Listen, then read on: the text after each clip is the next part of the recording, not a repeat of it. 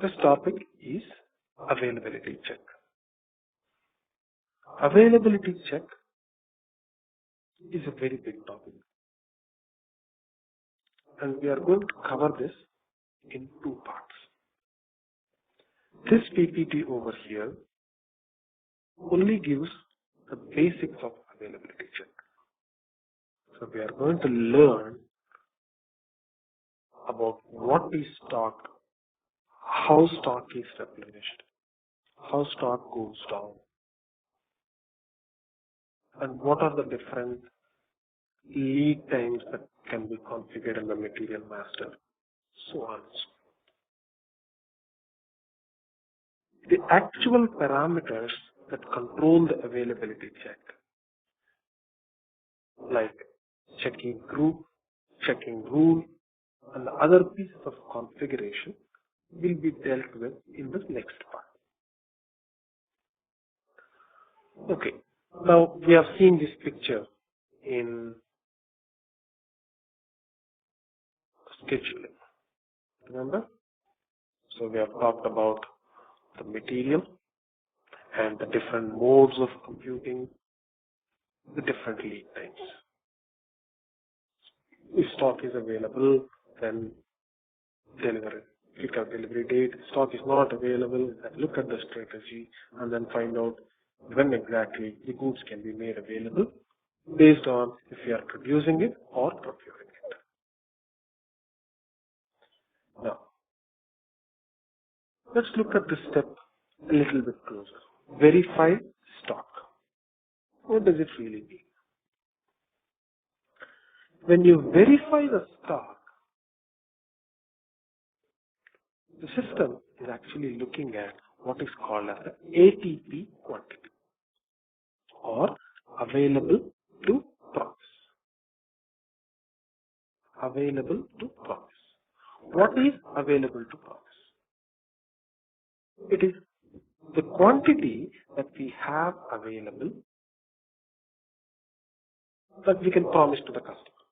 If the customer asks for 100 pieces, we need to have 100 pieces available in ATP. So ATP quantity, how is it computed? It's computed like this. Current stock means stock at hand.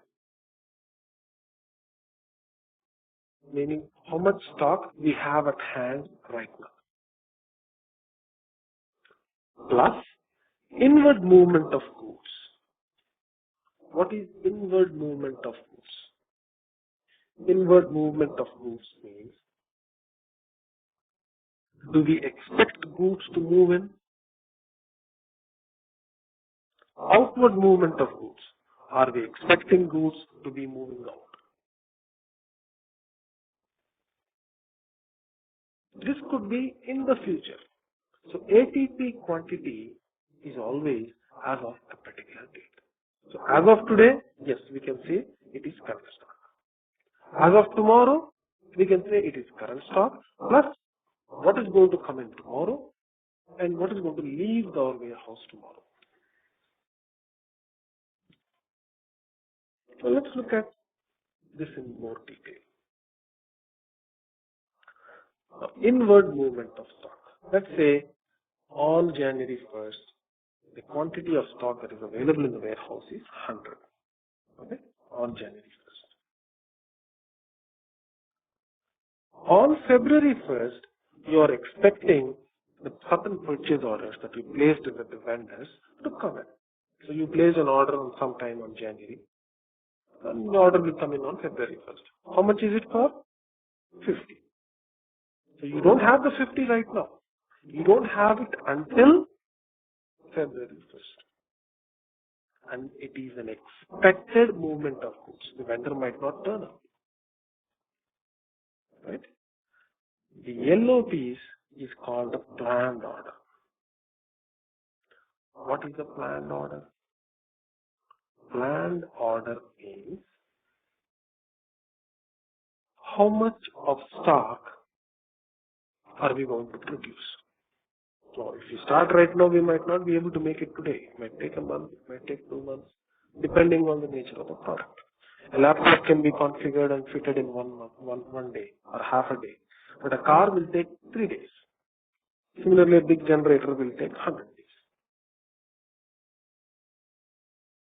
And again, these are expected planned orders.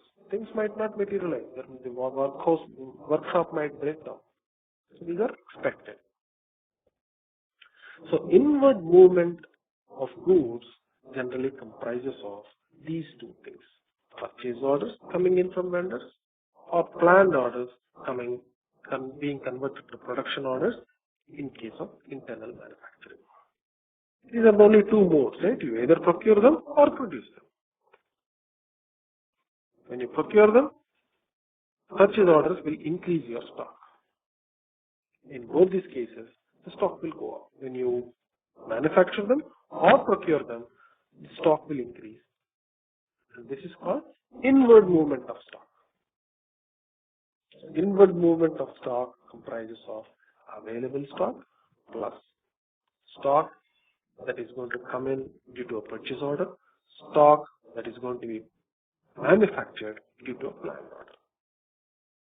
So as of January 1st, what is the total ATP stock? 100. But as of February 1st, today, if you think about February 1st, yes, I will have 100 plus 50, 150. Because 50 is going to be added here. And as of today, if you think of March 1st, you have 100 plus 50 plus 75, 225. This is how you should look at ATP.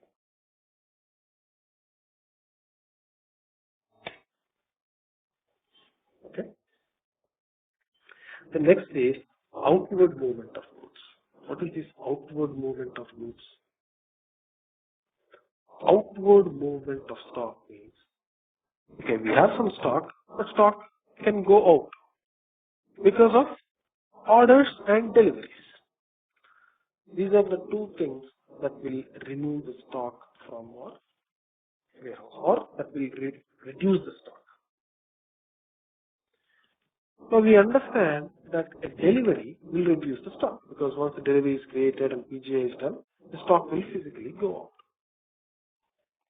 But when a sales order is created, let's say a sales order is created for material M01 quantity 100. Well, it is just created today. Does it mean the stock will go down? Yes and no. Yes, because 100 quantity will be reserved and hence the amount available for the next order will come down. No, because the goods have not physically been delivered out, just been created. Maybe the delivery is tomorrow. So physically the stock is there. But that amount of stock is reserved for the sales order, which essentially decreases the stock. Right? This is outward movement of stock. Now, if you combine both these things together, you get the available ATP quantity. Current stock plus planned receipts. Now, I'm changing the word receipts to planned receipts. Why? Because these are planned, not actual. Planned, meaning, yeah, we are expecting some goods to be manufactured. We are expecting some goods to be procured. These are planning. It might not materialize. Not necessarily. There might be a snowstorm, like it's happening in the east now, and things might not come in. So these are planned, not actuals. Same with issues. An order might be scheduled to be delivered tomorrow, but the person loading the truck might not come. So it's only planned. Okay? So just as an exercise, just to illustrate the point, everything in green is stock in the warehouse. Everything in blue represents the ATP quantity.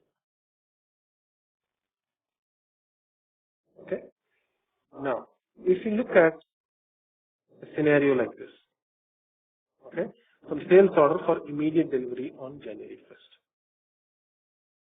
for quantity 250. What happens? Does the stock in the warehouse go down? No. The stock in the warehouse is not going to go down. Only the ATP quantity is going to be reduced. Why? Because delivery has not been done yet. The stock has not been physically taken out. But on the day the delivery needs to happen, the stock would have gone down. The actual day when the delivery is done will reduce the stock.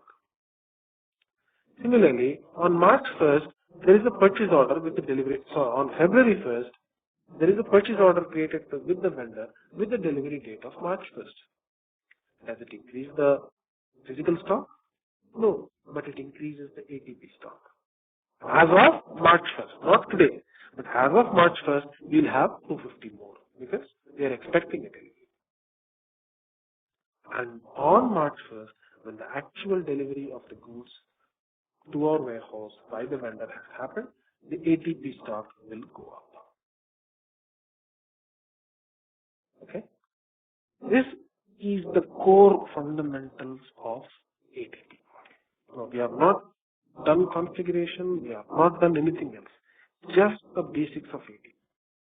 This is ATP.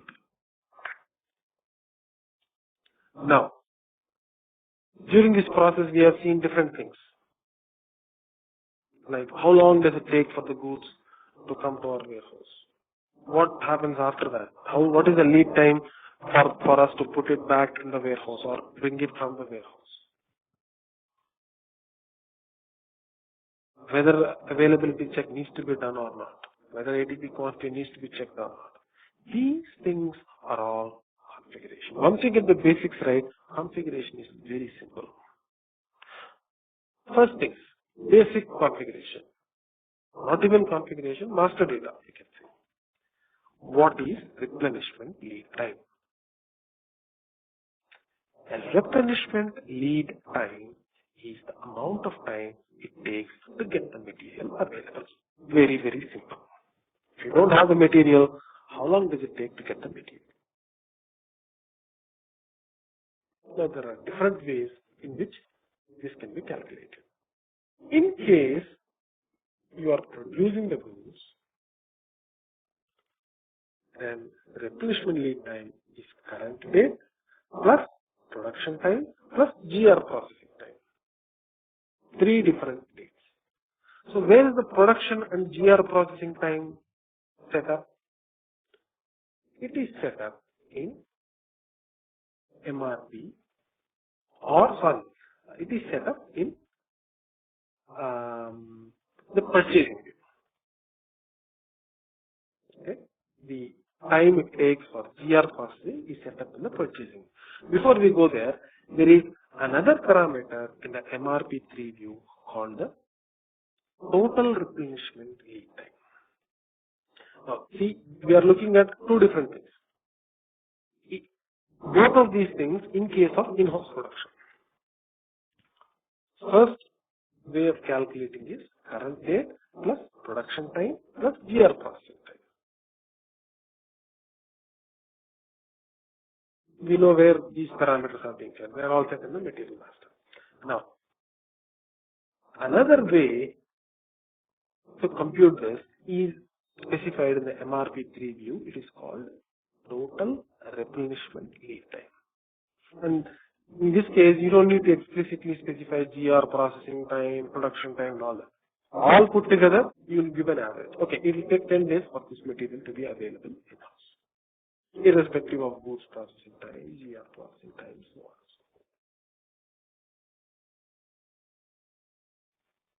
Okay. Now, in case of procured externally, if the strategy is to procure externally, then how is this replenishment lead time computed?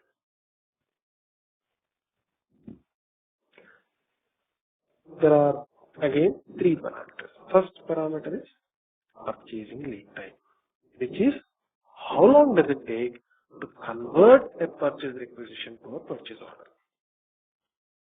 Why is this important?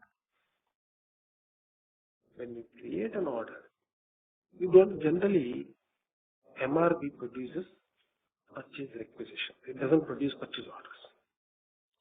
every purchase requisition, whether it is created by MRP or by an individual, needs to be manually converted to a purchase order. And when the manual step comes in, there will be a lead time. You have to give the person some time to think and react. That is called purchasing lead time. So it is the time required to convert a purchase requisition to a purchase order. And it is set up at the plant level. So if you go to SPRO, ING, purchasing, purchase requisition, and purchasing processing time, for a plant, you can specify the purchase processing time. So the amount of time it takes for the purchase requisition to be converted to a purchase order can be configured at the plant level. Okay, next is GR processing time. What is this GR processing time? GR processing time is goods receipt processing time. And that is set up here in the purchasing view of the material master. See, all across we are only looking at the material master. Only one place where configuration is touched. Rest of the things are all material master. The different lead times are all set at the material master level. So what is this GR processing time? GR stands for goods receipt. What is goods receipt? So when the vendor sends you the goods, you need some time to process those goods. Meaning, so the big package comes in. You need to remove the package, unpack it, and then take a cart, load them, go to the rack, and put those goods in the rack. This is called GR process. Maybe sign the sheet. See, in case of a standard delivery at your home, a FedEx box comes in. It's very simple. You open the box, take the product. But if it is a one-ton delivery that has come in, obviously it will take some time for you to unpack it and then store it in the warehouse. That is called goods receipt time. It's not a huge time like 10 days. It's just half day or 1 day. But still that needs to be considered. Next time is planned delivery time. Planned delivery time means how long it takes for the delivery to happen. Meaning, if you ask your vendor for goods, say a particular quantity, your vendor might take 5 days. So on an average, 5 days to deliver the goods. So if you compute this, and this, you come to what is called as a replenishment lead time. In case of external procurement. In case of internal procurement or internal manufacturing, you can use total replenishment lead time, or you can use current date plus production time plus GR processing time. Okay, this is the basics of availability check and how replenishment lead time is calculated. Alright, so do we have any questions? Yeah, Shiva, checking group and checking rule and the... Yeah, checking rule will come to. We have not come to checking group and checking rule yet. I'll come to that piece of configuration. We have not touched configuration yet, like I said. It's only master data and the concepts. Checking group, checking rule, will come to that in a bit. Okay. So up until this point, do you have any questions? No, Shiva, I'm fine.